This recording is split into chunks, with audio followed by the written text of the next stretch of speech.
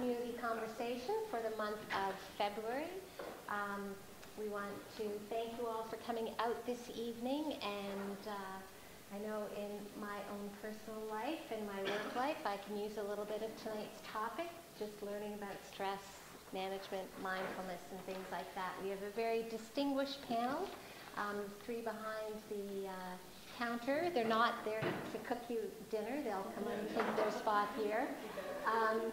Are three of our counselors here at the Mind Body Wellness Center, part of Meadville Medical Center. My name is Ann White, and I have the pleasure of working with all of these individuals, so I get to do the introduction this evening.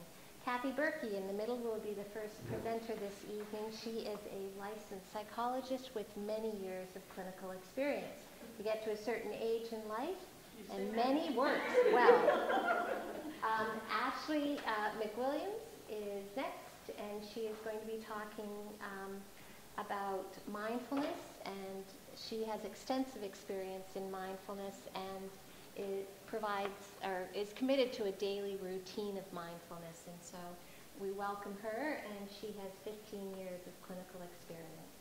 And Larry Dixon will pull up the rear for the evening presentation. He is a licensed professional counselor and has 35 years of experience in the field. So welcome all, and I'll turn the presentation over to Dr. Kathy Berkey.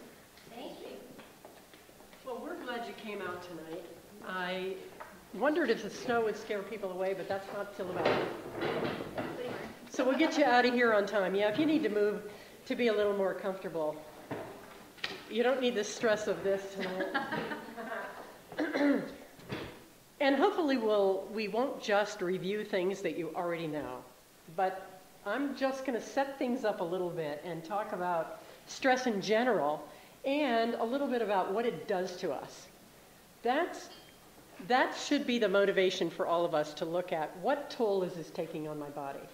You might be here tonight because you face stress in your own life. You might be here because somebody's stressing you, or a situation you live with is causing stress, or you might be here to learn about things for somebody else. But nonetheless, I think the more we learn about stress, the more we realize it's taking a toll on all of us. Do you think it's more stressful to live today than it was 50 years ago? Yes, no? Yeah. How? What's more stressful? Faster paced. Okay, faster paced? Social media. Social media? Having so much information available so quickly. Okay. Everybody wants everything now. They don't want to earn it. Okay. Save up to earn it. They want everything now. Then they get stressed because they're so far in debt. We could be here all night talking about all the sources of stress in people's lives. The stresses, and I gave you some handouts tonight just for your FYI department. And so that you didn't have to write things down if I went down through them or anything like that, because there is so much to cover. So when we think about internal and external sources of stress, obviously there are a number of external sources of stress: relationships, finances, jobs, the economy, the whole thing. But there are also common internal sources of stress. Let's say, for instance, how you think or how I think. Sometimes we can be our own worst enemy. True? What if you're a perfectionist? Everything has to be just so. That's a lot of stress. Do you have to be right all the time? Do you live with someone who has to be right all the time? That's a little stressful. So if we look at these, rigid thinking, lack of flexibility, one of the hallmarks of good mental health, flexibility. Am I a flexible person, or am I just have to have things just so, and if things get outside of the box, I'm in trouble? How do you define stress? How would you define it? Not a dictionary definition, but anybody have anything off the top of your head of how you would define it? Really, it's anything that pulls us out of our comfort zone. We as individuals like homeostasis. We like things to go along, even if it's the devil we know. Sometimes you look at someone's life and think, I don't know how they live with that, but it's the devil they know that they prefer over the devil they don't know. That's homeostasis. But if something causes us to have to make an adjustment, That's stress. And it can be both positive or negative. The word for positive stress is eustress. EU, stress. That's positive stress. What's an example of something that's stressful, but it's positive? Having a baby. Having a baby. Maybe changing jobs. You've got that learning curve. It's great to change jobs, but it's stressful on that learning curve. Christmas is stressful. Holidays are stressful. Marriages are stressful, etc. So it can be positive or negative.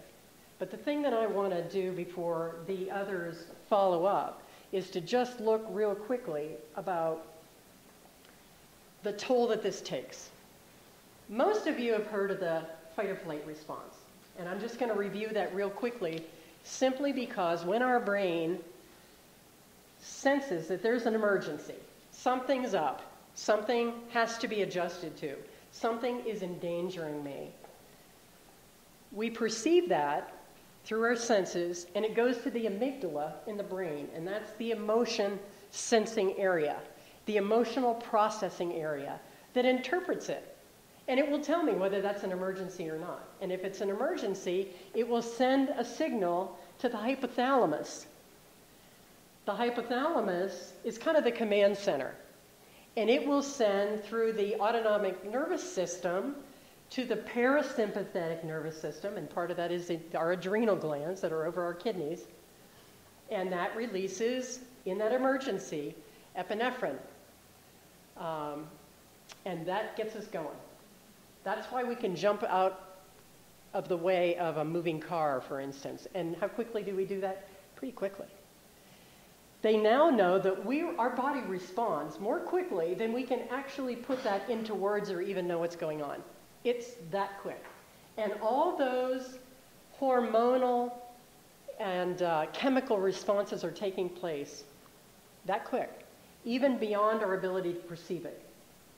So when we think that we can control it, things are happening to us that we can't necessarily consciously control without a lot of effort, without being aware of it and trying to make conscious changes. Now, typically what happens is once the adrenaline goes into our system, that epinephrine goes into our system, we then, the sympathetic nervous system gets that going. It's kind of the gas pedal. The parasympathetic nervous system then takes over, and that's sort of the brake. So that once the danger has passed, or once we assume that, okay, it's over, I can settle down, then those stress hormones dissipate, and we go back to that usual level at which we live. But the fight or flight response has enabled us to survive, really. Now, in our day and age, we typically don't have to survive in the same way. I'm choosing to read a couple of paragraphs that talk about this fight or flight response from the standpoint of a caveman, partly because it's entertaining, but partly because it really talks succinctly about what is happening in our bodies when we are stressed and this stuff gets going. Imagine you're a caveman out innocently picking berries when suddenly you come nose to nose with a saber-toothed tiger. While you're simply gathering, the tiger is actually hunting, and guess what? It's you. But for millions of years, we have had the ability that in the event of an emergency, the fight or flight response takes over. This is survival. At the sight of the tiger, the hypothalamus sends a message to the adrenal glands, and within seconds, you can run faster, hit harder, see better, hear more acutely, think faster, and jump higher than you could seconds earlier. That quick. Now, get this.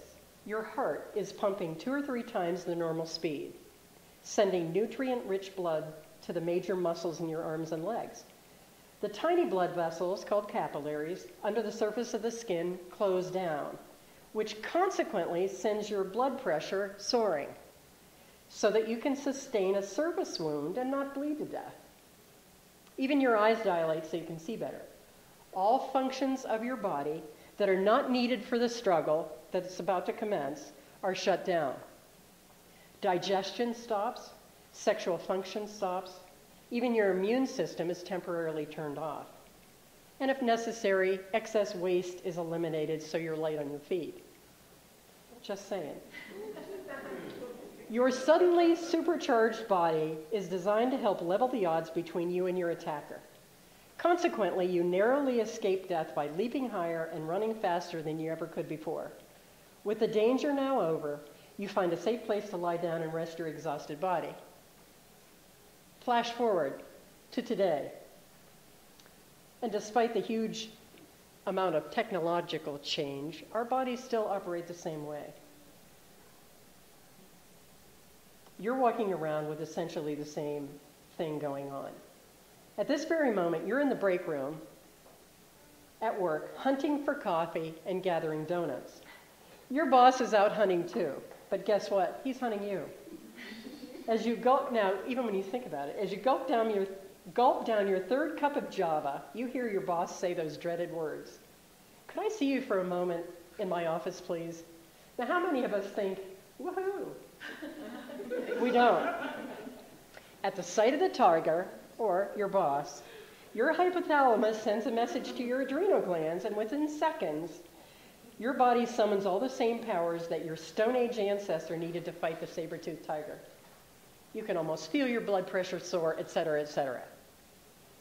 As your boss ushers you, and I won't go through all that, as your boss ushers you into his office and closes the door, you're experiencing a full-blown episode of the fight or flight response.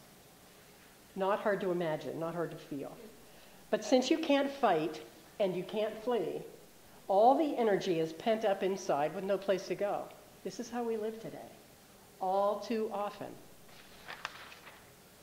You think you're going to explode. Your boss begins to speak. Here it comes, you think to yourself. But you're so shocked by what you hear, you can't believe you heard it right. What did you say? We are considering you for a promotion. So, having said that, and when you capture a little bit of what's going on, another thing that I threw in here was page 4 of an article online that I thought was really good, that in your own time you can look at, because it delineates the impact on the various systems of the body when we are under chronic stress. When we are under stress, it happens some, but when we can't get away and we can't flee and we can't do anything about it, there are many people who are living with chronic stress, one form or another, way too often. And the long-term impact of the body on the body and all the systems that we have are huge. And rather than go over that, I just put this in here. Signs and symptoms of stress overload I have in here for you in a handout, simply because it affects our cognition, the way we think, the way we process. It affects our emotions. It affects us physically. It affects us behaviorally. And we don't know how it is attacking various systems of the body. And this is not an exhaustive list, but at least it gets us thinking about how all of this can be taking a toll on us. Because if our body doesn't settle back down and we keep that gas pedal pressed, and all those stress hormones, epinephrine, cortisol, you've heard of cortisol, takes a huge toll. It's no wonder people get depressed. It's no wonder their bodies break down, because we are not designed to have that gas pedal going all the time. But if you find yourself in a situation where you just think, I can't escape this. I can't leave my marriage. I can't leave my job. I can't pay my bills. I don't know what to do with my kids, etc. We can't always escape, nor should we. But we can be aware of the toll that it's taking and begin to take steps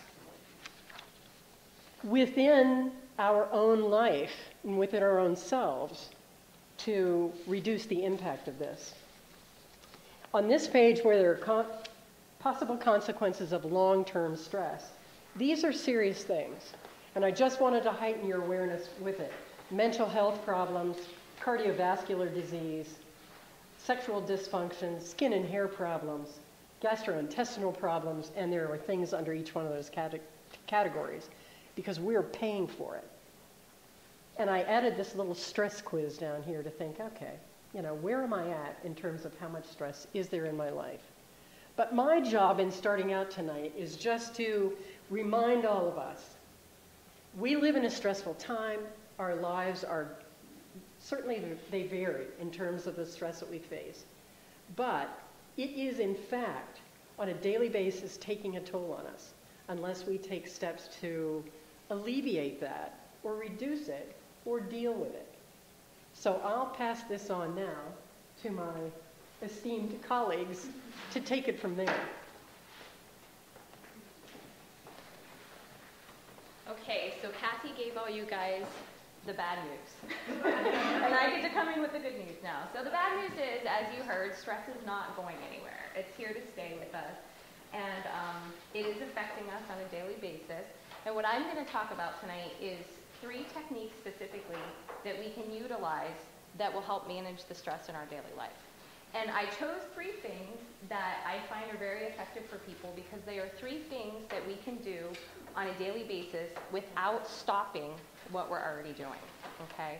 Most people, when they come into my office and say I need stress management techniques, and I start saying, okay, you need to do this and this and this, I'm adding one more thing.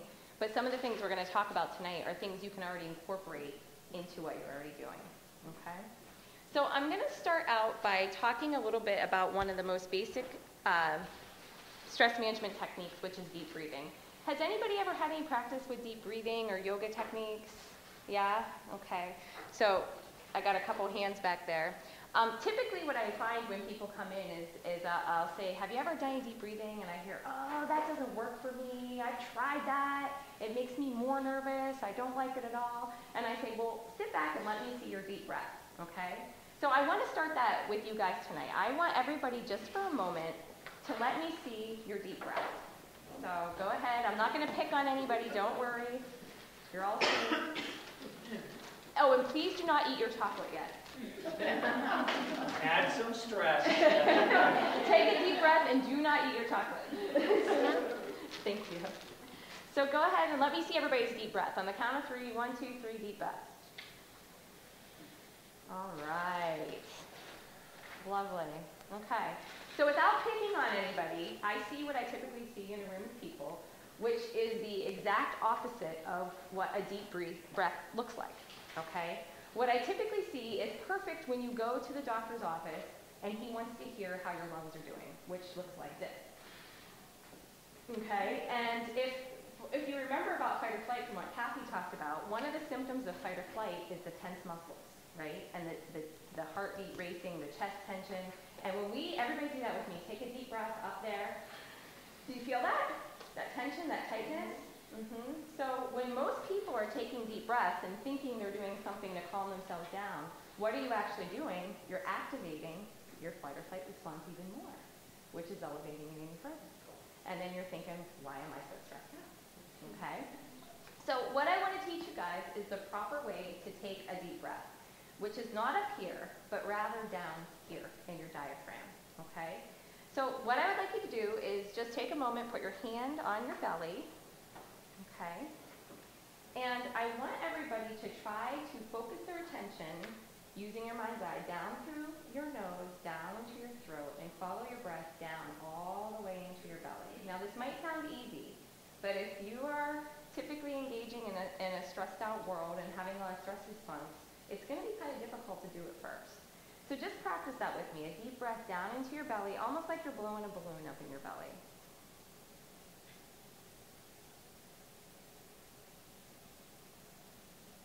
Good job.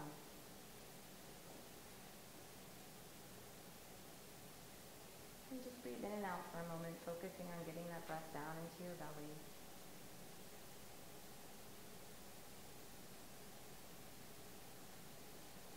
I'm hearing a lot of nice deep breaths in the room. That's excellent. Do you guys notice a difference between that and what you did the first time? A little difference? Anybody notice any sensations, a calming effect? Yeah? Anybody notice anything else? Hands? As a result? Okay. So that's the basis of our stress management techniques that we're going to learn tonight, is that deep breathing. So I encourage you guys, while we're sitting here talking, to continue thinking about where your breath is while we're talking. And if you notice yourself becoming tense or startled by something, try to put your breath back down into your belly, okay? The next thing I'm going to talk about is mindfulness skills. Has anybody ever heard of the concept of mindfulness before? Yeah? A couple people? Does anybody want to throw out a definition of what they think the definition of mindfulness would be, or what mindfulness is for us? Give it a shot. There's no judgment in this room. I mean, I've had classes on mindfulness, but now I can't. Just what do you think it is? Throw out a word. What does mindfulness mean? One word. One word? Thoughtfulness. Thoughtfulness? Okay. Go ahead. Being in the moment. Being in the moment. Okay. Okay. So that is the one part of the definition of mindfulness. It actually means paying attention in the present moment on purpose in a non-judgmental way. That's the definition of mindfulness. So I'll say it again. Paying attention in the present moment on purpose in a non-judgmental way. Okay? So that's a really long definition. What does that mean? So what mindfulness would look like in real life, I guess what we should talk about is maybe the opposite of mindfulness.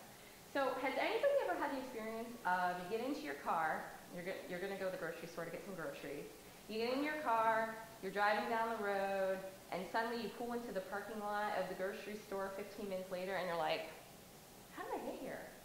What just happened? Hands of how many people experience that on a daily basis? Okay, thank you. Okay. So that is mindlessness, or the opposite of mindfulness. Mindfulness driving would mean paying attention to backing out of the garage, hopefully, pulling out of your driveway, turning down the road, paying attention to your hands on the steering wheel, paying attention to the cars around you, paying attention to your drive. What's happening on your drive to the grocery store? Is there cars around you? Is there beautiful nature? Is there sunshine? Is there clouds in the sky? What's actually happening? How often do you guys think that we are paying attention to what's happening in our lives? Paying attention to driving? Paying attention to people's conversations when they're talking? 50%.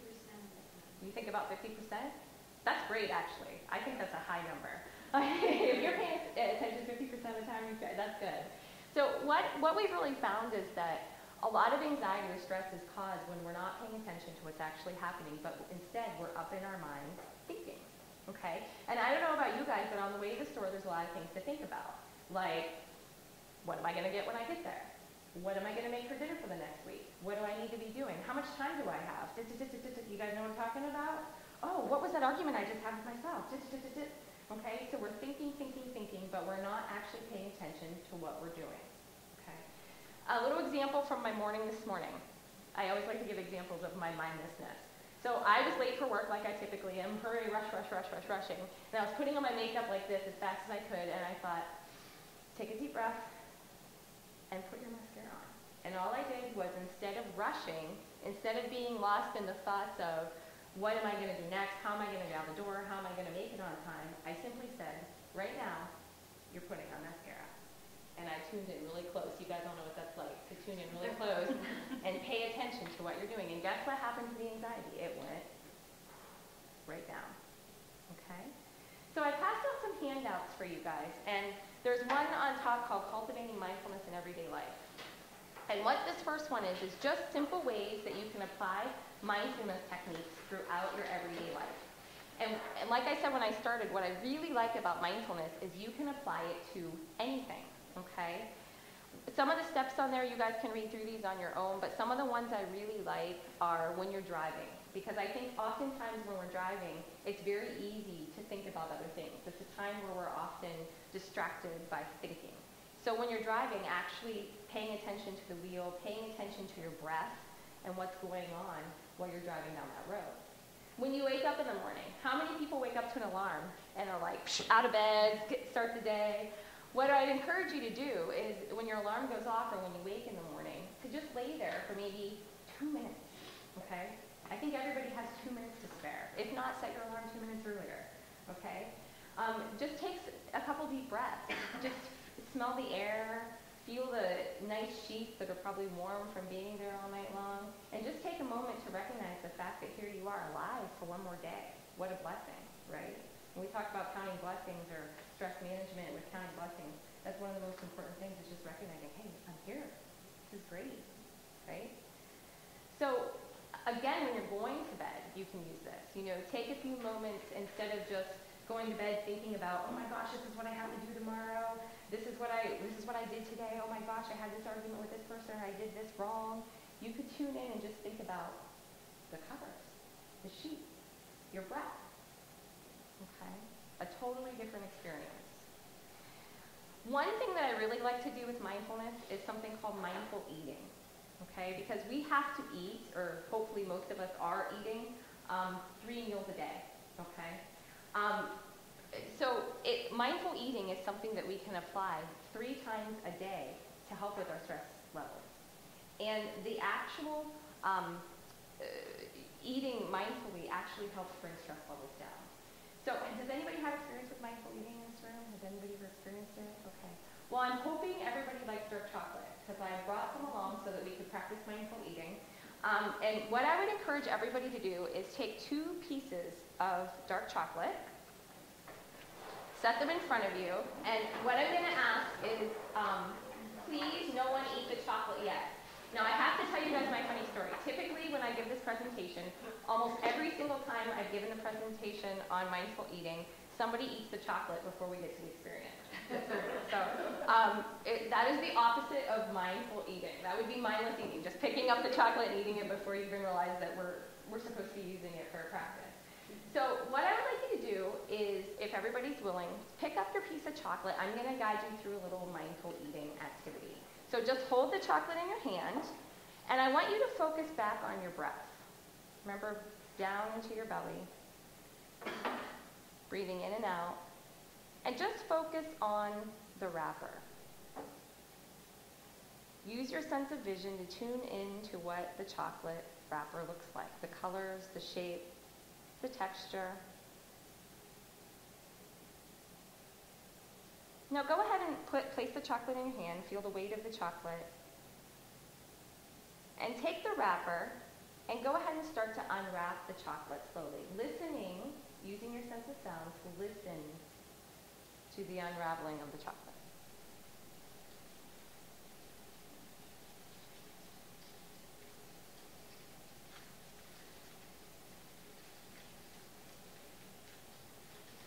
Now take the chocolate in your hand again.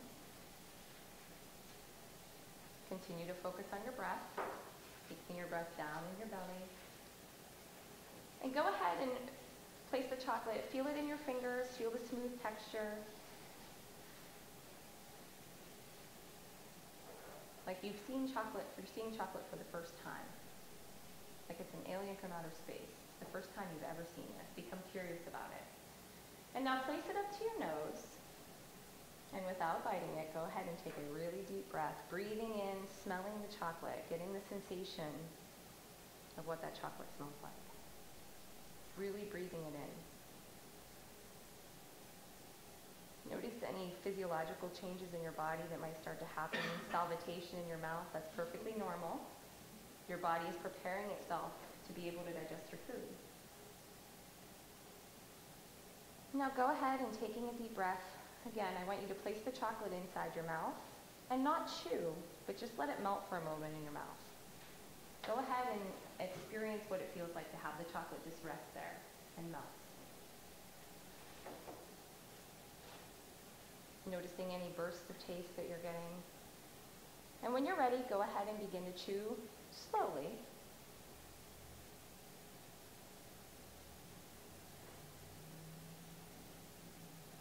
Again, experiencing that chocolate as if it's the first time you've ever tasted it.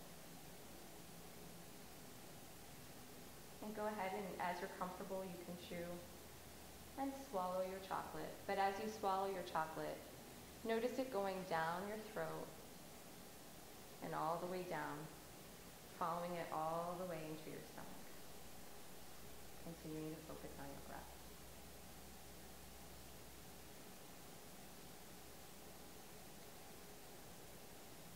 And continue to take a few deep breaths.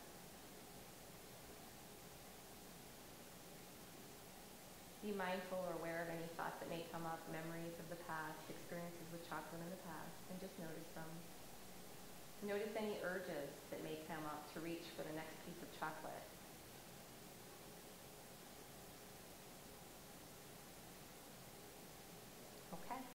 of managing stress, but additional studies and research have shown that actually by eating a mindful way that we consume 300 calories on average less a day, not by changing anything else than how we're eating. So not necessarily the what of what we're eating, but the how, okay? Real quick, one more handout that I provided for you guys talking about the what of what we're eating is a handout on mood-boosting foods. So you guys probably hear a lot about eating omega-3s and healthier foods, salmon, avocado, things like that. Foods do cause stress in our body, especially highly processed sugars, things like that. And even though we may not realize it happening on a conscious level, physiologically there are a lot of changes that are causing stress in our bodies when we consume certain foods. So I gave you guys this handout, you can go over it on your own, but just some tips on different foods that you can eat that can actually help boost your moods. Okay, and if you guys see number 1 there, dark chocolate, releases dopamine, so you all should be feeling really happy and great right now. A sense of calm and peace, right? Okay. So I'm going to go ahead and pass things over to Larry. Thank you very much. I hope you enjoyed your mindful eating experience.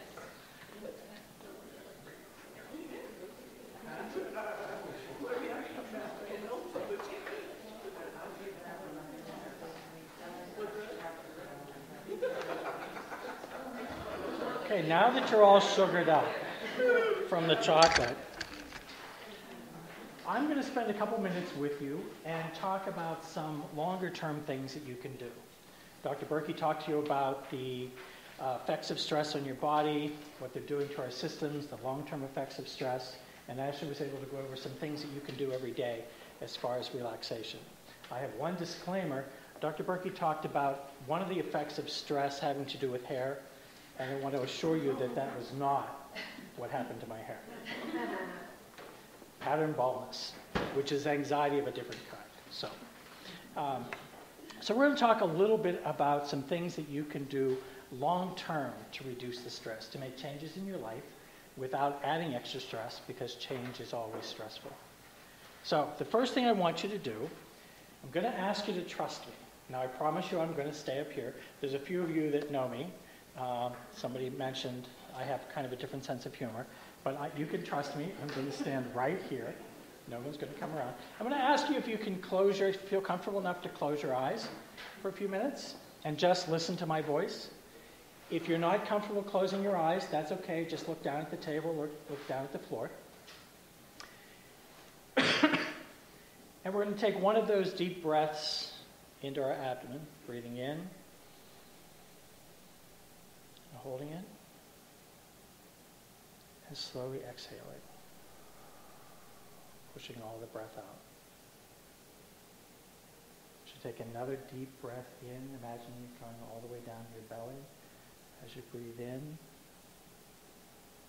hold that breath, hold it, and slowly exhale.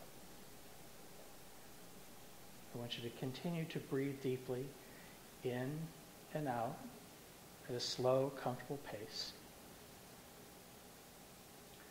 And I want you to imagine for a moment that you are standing in front of a glorious, magnificent doorway. Notice the door. It's strong. It's sturdy. See what it's made out of. Take a moment and look at the latch.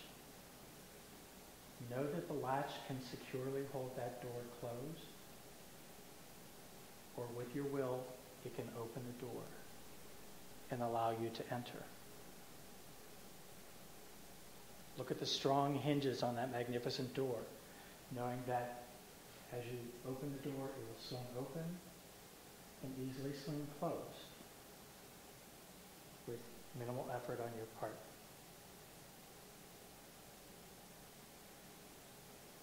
In a moment, I'm going to ask you to step through that doorway.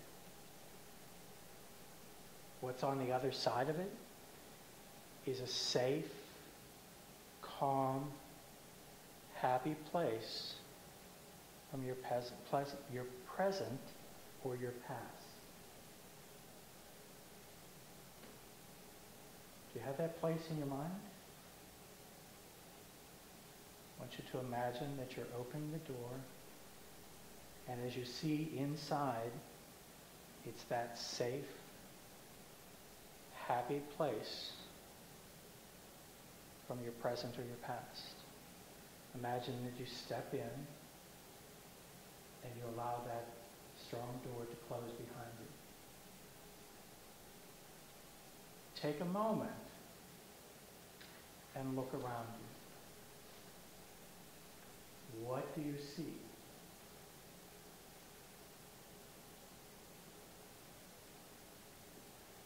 Is there someone there?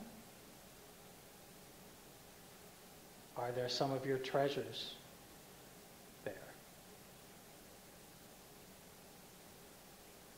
Just enjoy them for a moment.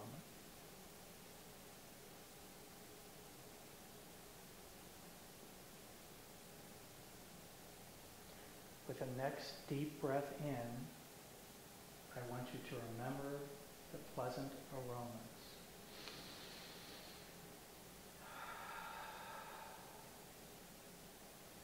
Those pleasant smells, aromas from that safe, happy place. Breathe in and out and enjoy those familiar smells.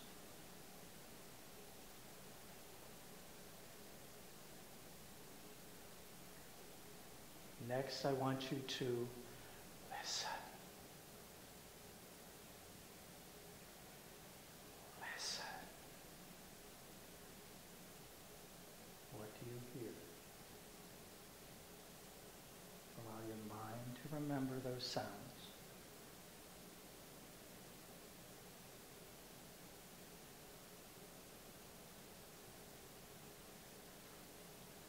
As you stand there, be aware of how it feels, the temperature. Are there treasures there that you would pick up and hold or touch? And what do they feel like?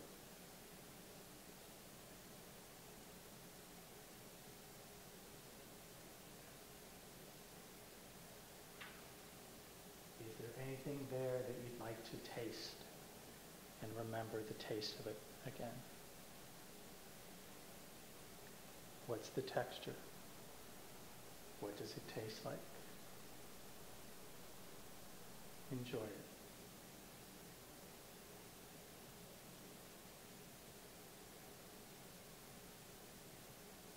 Just be in your safe, happy place.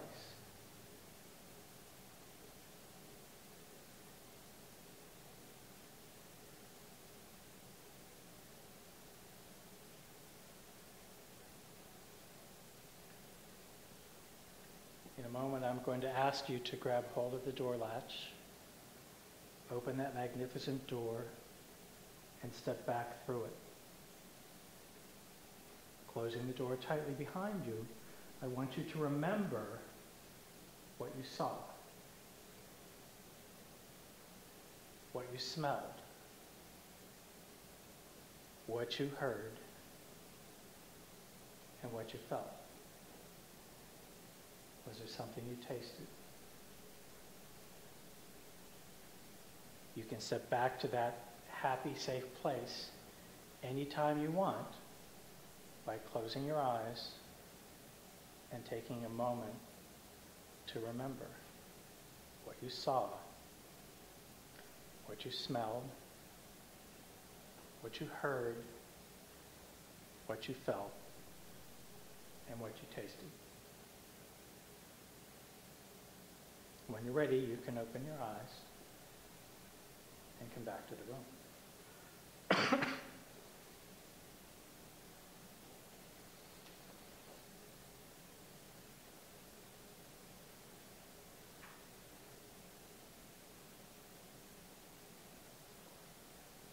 Anybody want to share how they feel? Mellow. Mellow. Okay. Anybody else?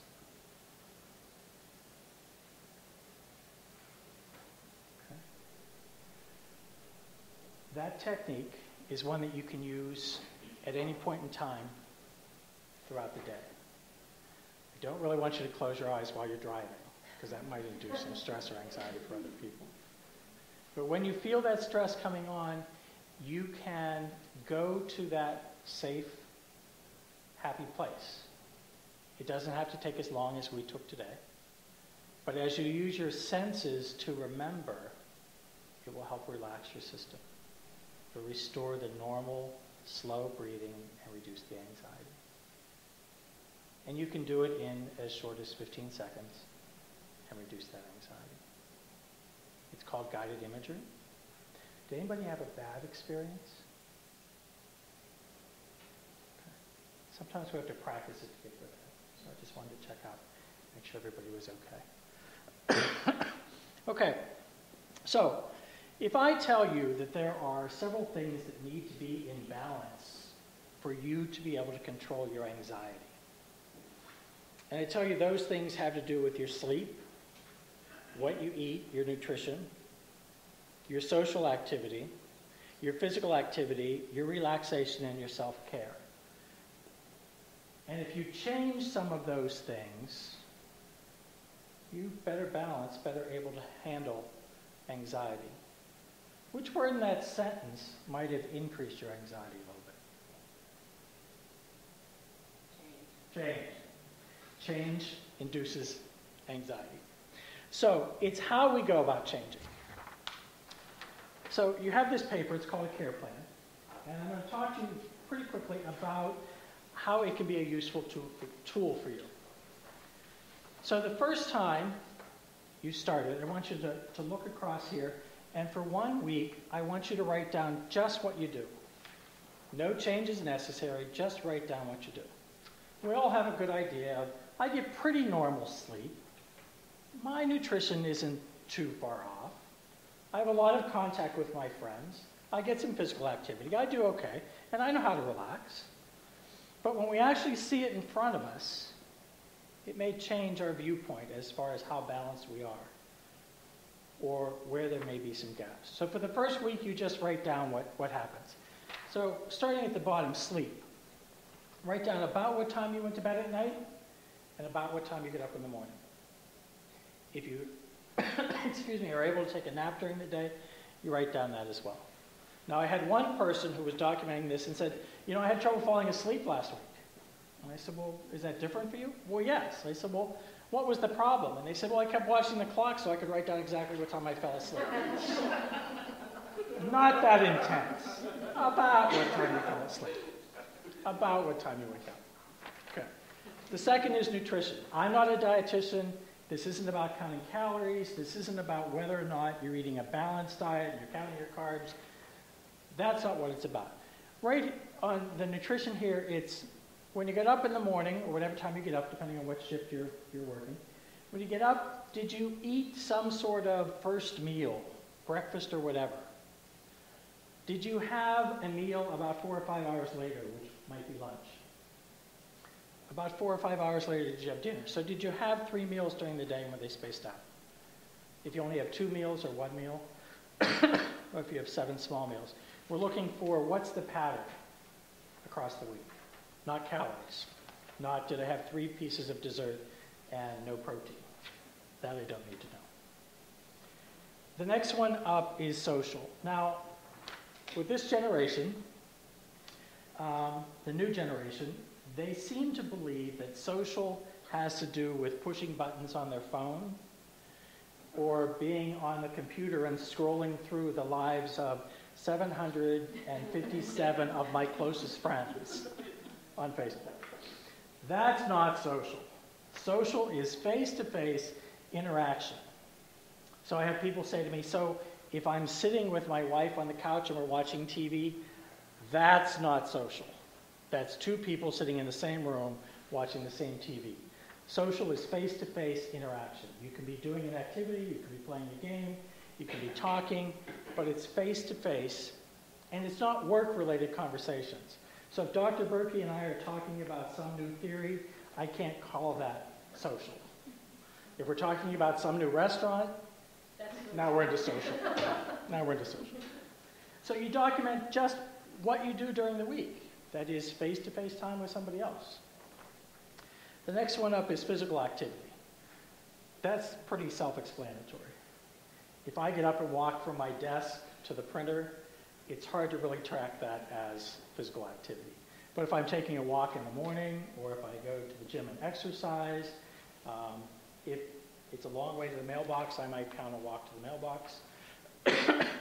I have horses, so horseback riding isn't as much physical activity because I'm sitting, but it's a lot of work to saddle them up. So I could count that as physical activity.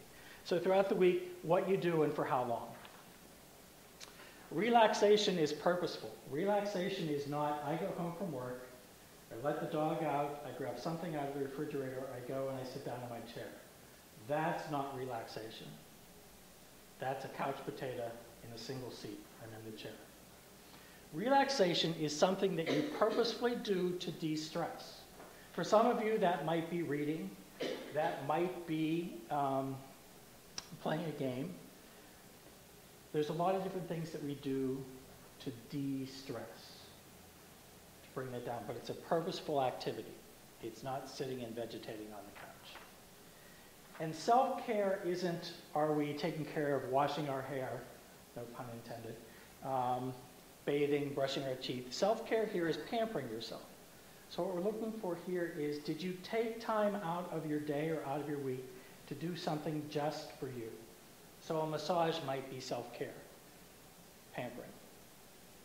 For me, self-care might be sitting down playing with my grandson or my granddaughter.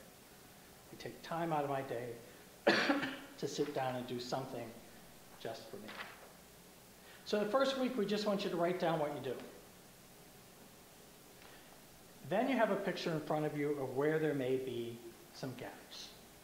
So for me, one of the gaps would be in physical activity, because I don't get regular exercise. I don't go for walks on a regular basis. And if I don't count throwing the hay and shoveling the manure as physical activity, there probably isn't much during the week. So the way we go about making changes or balancing the things that are out of balance is very slowly. If I didn't do anything this week, and somebody said to me, I want you to go to the gym and exercise for an hour 3 times next week, that would increase my stress. I wouldn't have the time, I wouldn't be able to do it without huffing and puffing. That change isn't maintainable, and it's going to cause stress. But if somebody said to me, Larry, can you take 10 minutes next week and go for a walk? It's hard for me to say, to reduce my stress, I can't give you 10 minutes. It's a slow start. Is it going to reduce my waistline? Probably not. Is it going to increase my cardiovascular system? Probably not. But it is a starting point towards reducing my stress and improving these areas that help me balance my anxiety. So for the first week, my goal is to walk for 10 minutes. I can do that. And then I've been successful. I've done it. I had a goal and I met it. So the second week, it might be to do the same thing. Can you walk 10 minutes the next week? Sure I can. So now I've got 2 weeks of success, and the plan might increase to, can you do 10 minutes twice a week? It's a slow and gradual change, and it builds on success. So if you are able to document this for a week, and take a look at it, see where you thought things might have been pretty balanced and they weren't, and make that slight change. Set your goal for 5 minutes or 10 minutes. If you did something 1 day a week, see if you can do it 2. Your area that you changed might be social. It might be pampering yourself, the self-care. It might be relaxation. We can all spend 5 extra minutes in the shower if that's going to be relaxing, as long as the hot water doesn't run out or I don't use it all and my wife gets angry at me. So this is more of a long-term way to make changes. Again, if these areas are balanced, your stress, you're better able to handle and manage your stress. Okay? Any questions on that? Okay. Now, my boss is standing here, so I'm going to reveal one of my secrets to her. There's often times we're in a stressful situation and we can't run, not that I would run for my boss. We can't really hit them. Fight or flight doesn't work because that I wouldn't be employed. But we have to find some other way to reduce stress. So one thing that you can do, face-to-face, where nobody else notices, you can do this in a meeting, is I want you to curl your toes in like this. I'm not going to take my shoes and socks off because that might not make anybody happy. But curl your toes in like this and hold them. Hold it, and then let them go. What do you feel? Feel flowing out.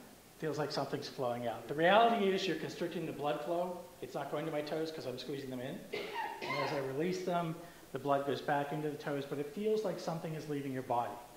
So in your mind, you curl the toes in and you think about whatever it is that's stressing you out. I'm in a meeting with 14 hospital administrators and they're all asking me questions that I don't really have the answers to. So I'm thinking about that, squeezing my toes in, and I release. It brings down some of my anxiety because there's that physical sensation of a release. Nobody's going to know you're doing it. You can do it anywhere, and it does give you that physical sensation of something leaving your body, and you imagine that it is that anxiety. So now my boss is going to ask me to wear flip-flops so she can tell if I'm curling my toes in or not. Okay, so Dr. Berkey, Ashley, and myself have given you some background on anxiety, some of the things it's doing to your body. Ashley was able to share some things that you can do every day, just a few minutes for mindfulness, mindful eating. And we talked about some long-term ways of helping to get balance and reduce the stress, and gave you an opportunity to try to go to that safe, happy place so that you can use guided imagery to relax or curling in your toes and releasing them. We'd like to open the floor up the last couple minutes for any questions that you have for any one of us. Are people just born with different stress levels? Like some people can take more than others, and I don't know. My answer to that, and my colleagues can answer as well, my answer to that is we develop emotionally from the time we're a child. Part of that, people are born a certain way. That's the nature, that's the makeup of our system. And part of it is learned behavior, how those around us deal with stress. So our emotional regulation, our ability to handle things, develops from an early age as far as what, if we cry, does somebody pick us up and take care of us? Do they soothe us? And we learn to be soothed or to self-soothe. And that develops as we try things and they work, or we try things and they don't work. And it also depends on how much stress is added at different times. Temperament and personality, you're born with that. Some people are just laid back from the beginning, and nothing seems to ruffle them. And they just cope with life no matter what comes. Other people are more high-strung. I'm a pretty intense individual myself. I'm not going to adjust the way, say for instance, my older brother. Nothing rattles him. I don't understand why. It's not that life has been easy, but I am much more high-strung and intense. And life is different in terms of managing it. So that's, out of the chute, we're different that way. And then, as Larry pointed out, nature and nurture kind of come together. What have some people lived? So we have to work harder to develop the stress or not let the To manage stress it. ruin our well-being Right. than someone who's so laid back and can handle Kind of more goes with the stress. flow, yeah. Other questions? Or comments? I'll make one comment. We had actually as it was at one of our department get-togethers, and the one technique she talks about in here, the number 6, like when you go to bed, how to relax, how to calm yourself and go to sleep. I started using that when I would wake up in the middle of the night and all these thoughts of your job are racing through your mind, and I can't write them down fast enough. So I now do this technique, and I'm a firm believer in it. Within 2 or 3 minutes, I write that technique down. Great. It's awesome. Thank you. And another, just to add to that, I didn't talk about this, but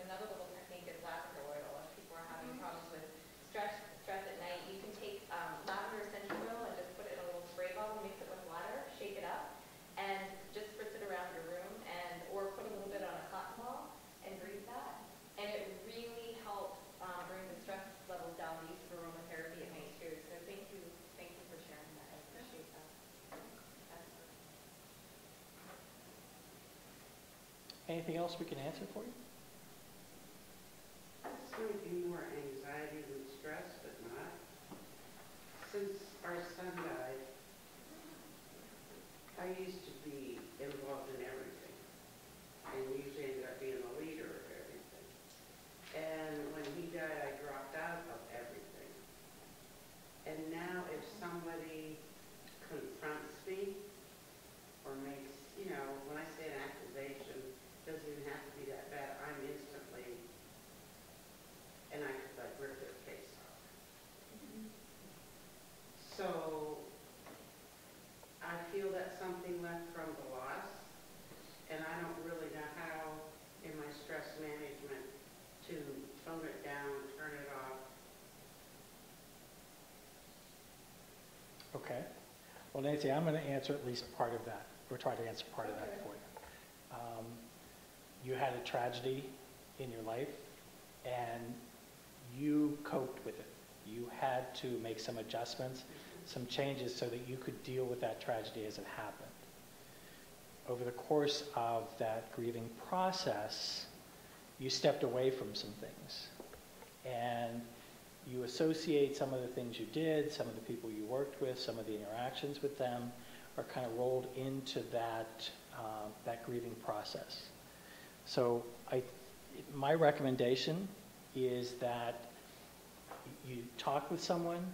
It's trying to reconnect what are these feelings really associated with.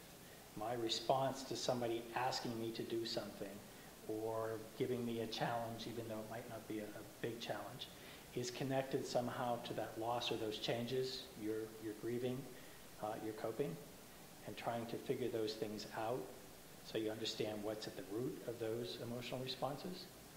Will kind of help you work back through it and get back to where you were. The normal me? The normal. Although I've known you for a number of years, and I'm not sure what that normal is. But that's a good thing. I knew that was coming. That's a good thing. Yeah. And the other thing to do is laugh, because laughter is great for anxiety. Other questions? Well, just a further comment on that. After we lost our son, my wife's the first one to comment, and it really stuck to me. I'm not the same person I was before. So am I going to be back to that same person? Probably not. There's going to be different friends, different people I don't get along with, different things that work, different things that don't work, different things are important to me now. So. We never return to exactly what we were before. Every experience in life changes us, and we grow and develop, cope, and change somewhat. But trying to get back to some of the things that you enjoyed before is the important thing that we're kind of looking for. Some of the things that you found pleasure in, some of the things that you enjoyed, some of the things you thrived on. Those are the things that we want to try to get back to. But you're right, you're never going to be the same person. I'm not going back to calling bingo. Okay.